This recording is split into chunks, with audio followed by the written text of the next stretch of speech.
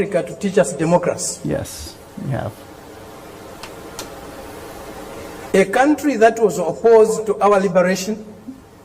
Wait, what? A country that supported colonial regimes. The apartheid regime in South Africa. The white racist minority regime in Zimbabwe, now Rhodesia, now Zimbabwe.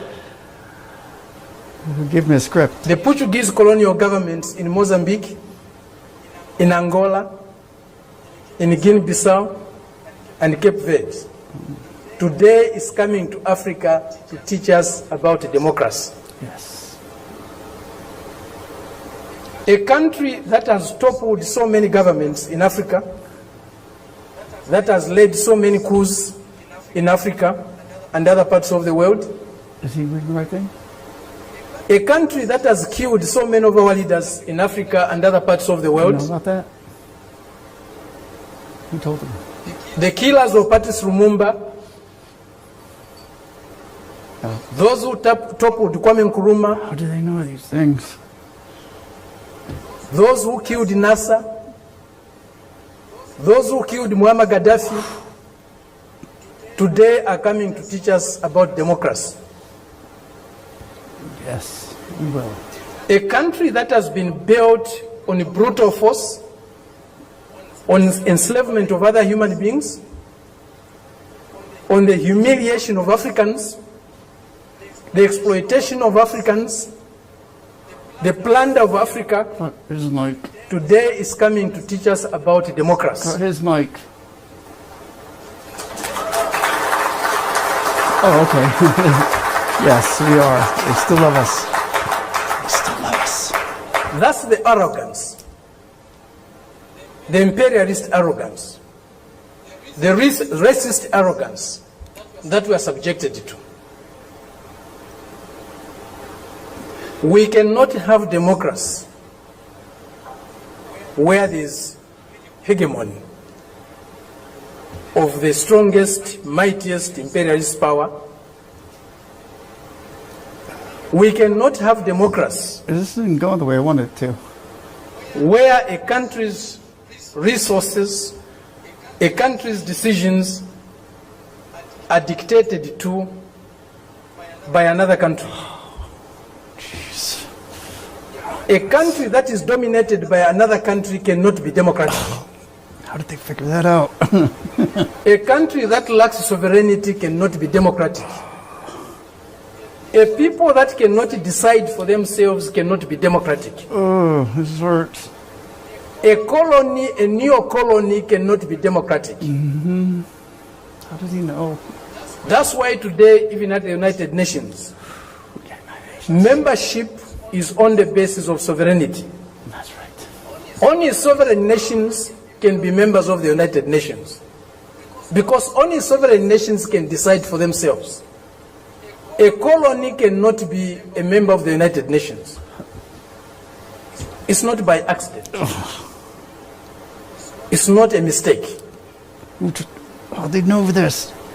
If you have no respect for the dignity of others, if you have no respect for the sovereignty of other countries, you cannot claim to be a champion of democracy. It hurts.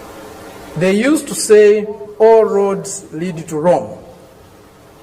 Today we can confidently say, all roads to progress, all roads to what is better for humanity He's gonna say it.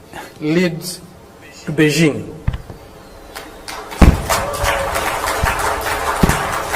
What? This is a country, this is a people that have developed themselves, that has developed itself without colonizing any country in the world, without plundering any country in the world, without subjugating any people in the world. Get me out of here.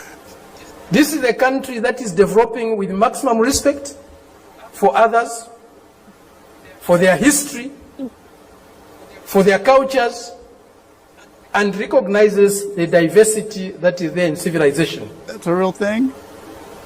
Diversity? We were only taught one form of civilization, one form of modernization. Ours.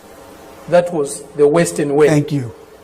Westernness was a measure of how civilized, how modern you are. Welcome. We reject that. We reject it because it's not correct.